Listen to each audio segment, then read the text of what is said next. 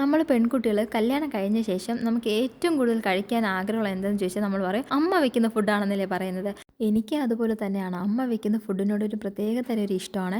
കാരണം നമുക്ക് എന്നും കിട്ടത്തില്ലല്ലോ. നമ്മൾ എന്നും കിട്ടുന്ന സമയം നമ്മൾ അവരെ അവരെ ഫുഡിന് എപ്പോഴും കുറ്റം പറയും. പക്ഷെ വല്ലപ്പോഴും കിട്ടുമ്പോഴത്തേക്കും എനിക്കത് ഭയങ്കര ടേസ്റ്റായിട്ട് തോന്നും. മിക്കവാറും എല്ലാ അമ്മമാർക്കും അവരുടെ മക്കൾ വെക്കുന്ന ആഹാരത്തിനോട് ഒരു കൊതി കാണുമല്ലേ, കഴിക്കണമെന്ന്. അതുപോലെ തന്നെ എൻ്റെ അമ്മയ്ക്ക് ഏറ്റവും ഇഷ്ടം ഞാൻ വെക്കുന്നതിൽ അവിയലാണ്. അപ്പോൾ അമ്മ വീട്ടിൽ വന്നപ്പോൾ എൻ്റെ പറഞ്ഞു, എനിക്ക് നീ വെക്കുന്ന അവിയലേ ഇഷ്ടം, അതുകൊണ്ട് ഉച്ചയ്ക്ക് നമുക്ക് അവിയൽ വെക്കാമെന്ന്. പിന്നെ ഞാൻ ഒന്നും നോക്കിയില്ല, അവിയൽ വെക്കേണ്ട ഒരു പുറപ്പാടിലായി. അവിയൽ സാധാ ജസ്റ്റ് ഒന്ന് ആവി കയറ്റിയ ശേഷം അരപ്പിട്ട് അങ്ങനെ വെക്കും. എന്നിട്ട് ഒരു 10 അല്ലെങ്കിൽ ഒരു 15 മിനിറ്റ് ആവി കയറുമ്പോഴത്തേക്കും അവസാനം കുറച്ച് വെളിച്ചെണ്ണയും കറിവേപ്പിലയും കൂടെ ഇടുമ്പോഴത്തേക്കും അവിയൽ റെഡിയാവും. അവസാനം കുറച്ച് പച്ച വെളിച്ചെണ്ണ ഒഴിക്കുമ്പോഴത്തേക്കും നല്ല ടേസ്റ്റും ആയിരിക്കും, നല്ല മണവുമായിരിക്കും.